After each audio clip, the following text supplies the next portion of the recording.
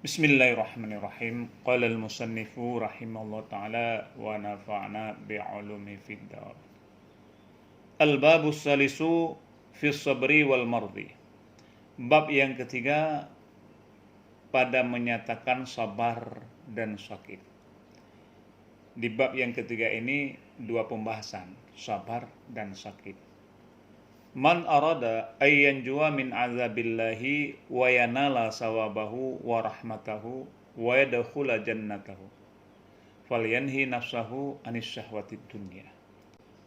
Barang siapa yang berkehendak ia barang siapa akan bahwa sungguh selamat ia, lepas ia min azabillah daripada siksa Allah, daripada azab Allah, wa yanala sawabahu wa rahmatuhu dan mencapai ia akan pahalanya Allah dan rahmatnya Allah, wa yadkhula jannatahu dan masuk ia akan surganya Allah, falyanhi nafsahu anis syahwatid dunya maka hendak mencegah ia nafsunya an syahwatid dunya daripada syahwat dunia.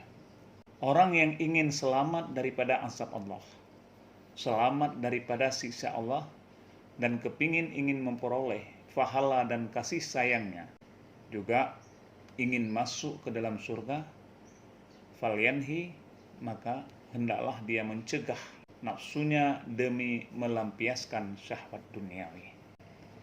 Kemudian wal yasbir ala syadaidiha, dan hendak pula ia sabar atas segala kesulitan-kesulitan. Dia bersabar dalam menghadapi kesulitan-kesulitan dan musibah di dunia ini. Itu syarat untuk lepas daripada azab Allah dan mendapat rahmat dan pahala yang diberikan Allah. Begitu juga dimasukkan ke dalam surga.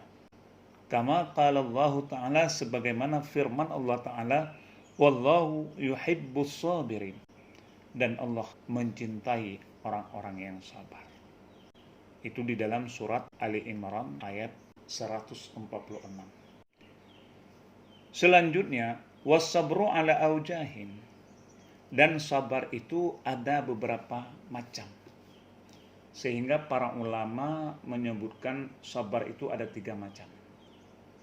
Yang pertama, sabrun ala ta'atillahi ta'ala, sabar dalam ketaatan Allah, sabar atas taat kepada Allah. Yang kedua, wasabrun ala muharimihi,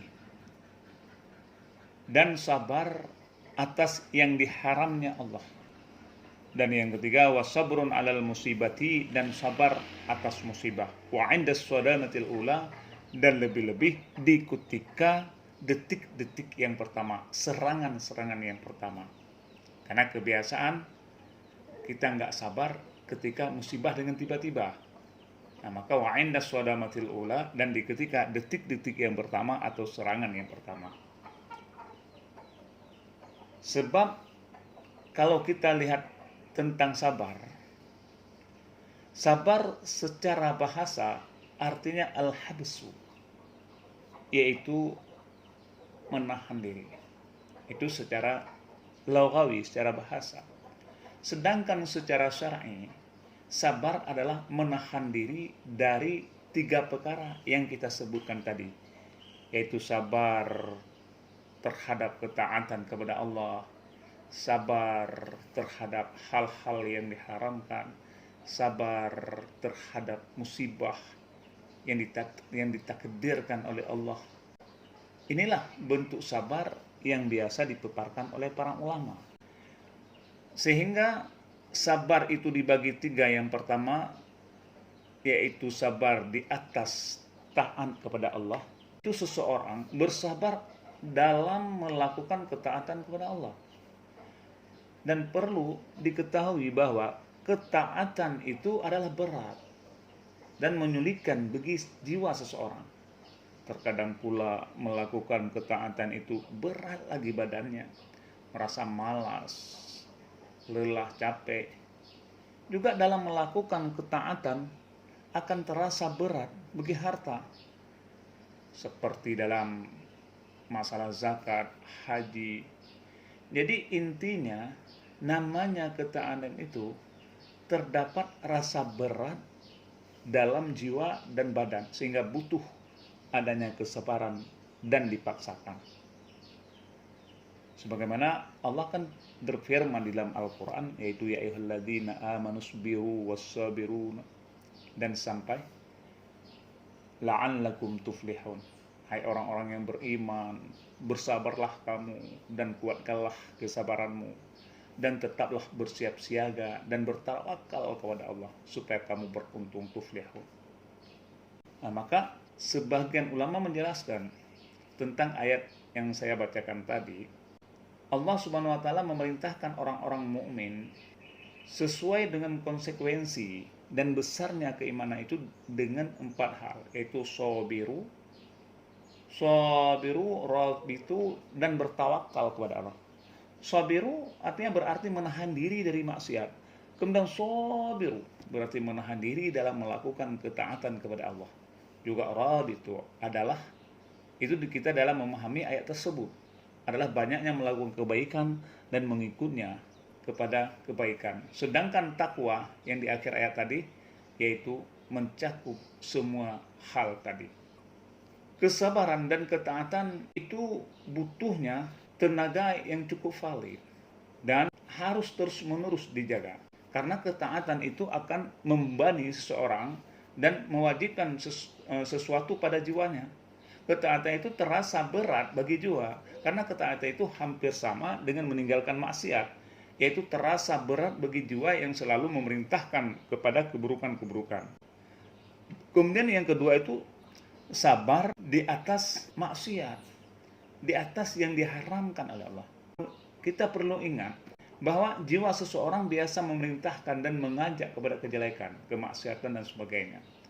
Maka hendaklah seseorang menahan diri dari perbuatan-perbuatan haram, berdusta, menipu, baik dalam muamalat dan dari segala sisinya, memakan harta dengan cara batil, dengan riba dan semacamnya lah. Itu kewajiban untuk kita menahankan diri, bersabar di atas kemaksiatan agar kita tidak melakukannya. Seseorang harus menahan diri dari hal-hal semacam itu sampai dia tidak lagi mengerjakannya.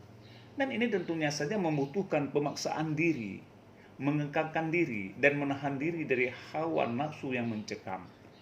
Itu prinsipnya bagi orang yang sabar di atas berbuat maksiat. Kemudian, sabar yang ketiga menghadapi musibah, menghadapi takdir yang pahit. Kan musibah itu adalah sesuatu yang pahit. Lebih-lebih musibah yang pertama, yang belum kita diuji oleh Allah, itu pasti kita kadang-kadang sudah mati, shock kita dengan serangan tiba-tiba. Sehingga yang kita ingatkan bahwa takdir Allah itu ada 2 macam, ada yang menyenangkan dan ada yang terasa pahit. Untuk takdir yang menyenangkan, maka seseorang hendaknya bersyukur, dan syukur termasuk dalam melakukan taat kepadanya, sehingga butuh juga pada kesabaran. Dan hal ini termasuk dalam sabar bentuk yang pertama yang kita jelaskan, yaitu sabar di atas ketaatan. Sedangkan sabar di atas musibah, di atas takdir yang dirasakan pahit, semisal seseorang menghadapi musibah pada badannya, atau kehilangan harta, atau jabatan, atau kehilangan salah seorang kerabat dan sebagainya, maka ini semua butuh pada kesabaran dan pemaksaan diri dalam menghadapi hal semacam ini.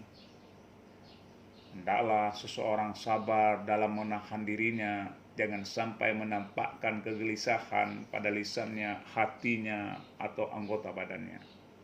Itu yang perlu oleh kita memaksakan diri untuk sabar di atas persoalan musibah, agar kita tidak terjebak ke dalam suudzan kepada Allah Subhanahu wa taala.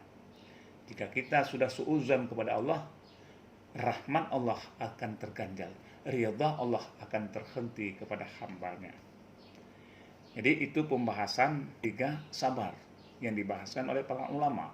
Yang pertama sabar atas taat, yang kedua sabar atas yang diharamkan, dan yang ketiga sabar atas musibah atau takdirnya Allah.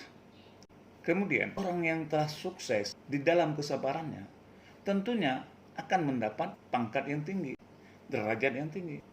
Seperti ayat yang di atas tadi, wallahu yuhibbus sabirin. Allah sangat mencintai orang-orang yang sabar. Tentunya diberikan predikat oleh Allah, diberikan derajat. Tingkatan derajat manusia pada dasarnya di akhirat nanti berbeda-beda. Sebagaimana di dunia, manusia juga dalam tingkatan di dunia yang fana ini berbeda-beda pula. Apalagi derajat di akhirat. Maka derajat di akhirat tingkatannya disesuaikan dengan seberapa eksisnya amal kita ketika di dunia ini. Maka akan menjadi patokan derajat kita di akhirat nantinya. Maka orang yang sabar tentunya diberikan oleh Allah Subhanahu wa taala derajat yang tinggi. Wallahu yuhibbus sabirin, karena memang Allah mencintai orang-orang yang sabar. Nah, maka di sini Imam Al-Ghazali menjelaskan, "Faman sabara ala ta'atillahi ta'ala a'tallahu ta'ala yaumal qiyamati salasa mi'atin darajatin fil jannah." Barang siapa yang bersabar dalam menjalankan ketaatan kepada Allah, menjalankan ibadah perintah-perintah kepada Allah, a'tallahu ta'ala yaumal qiyamah, maka Allah memberikan pada hari kiamat 30 derajat nantinya di surga bagi orang yang sabar di atas taat kepada Allah. Kemudian tiap-tiap satu derajat barang di antara langit dan di antara bumi, begitu jauhnya. Setiap satu derajat setinggi jarak antara langit dan bumi. Yang kedua, wa man sabara ala muharimillahi a'tallahu yaumal qiyamati 600 darajatin. Barang siapa yang bersabar dalam menjauhi hal-hal yang diharamkan Allah, diberikan oleh Allah di hari kiamat nantinya 600 derajat. Jadi orang yang sabar dalam menjauhi hal-hal yang dilarang, diharamkan Allah, maka orang itu akan mendapat derajatnya di surga 600 derajat. Kullu darajatin, setiap satu derajat, mislu bainas sama'is sabi'ati wal ardi sabi'ah. Setiap satu derajat setinggi jarak antara langit dan bumi yang ketujuh. Jadi lebih jauh lagi diberikan derajat oleh Allah kepada orang yang sabar di atas larangan Allah. Yang ketiga, wa man sabara alal musibati, orang yang sabar di atas musibah, di atas takdir Allah, a'tallahu ta'ala yaumal qiyamati, diberi oleh Allah Ta'ala di hari kiamat nantinya 700 darajatin, yaitu 700 derajat di surga. Allah akan memberikan 700 derajat bagi siapa saja yang bersabar di atas menghadapi musibah takdir Allah Subhanahu wa taala. Dia sabar, dia teguh hati, dia siap untuk menghadapi apapun yang diberikan oleh Allah. Maka Allah nantinya akan memberikan derajatnya di akhirat, di surga nantinya, yaitu 700 derajat. Kejauhan antara satu derajat dengan satu derajat, yaitu darajatin fil jannati, yaitu kullu darajatin ma bainal arsy ila as-sara. Setiap satu derajat yang 700 tadi, ma bainal arsy ila as-sara, barang di antara aras dan bumi. Jadi di antara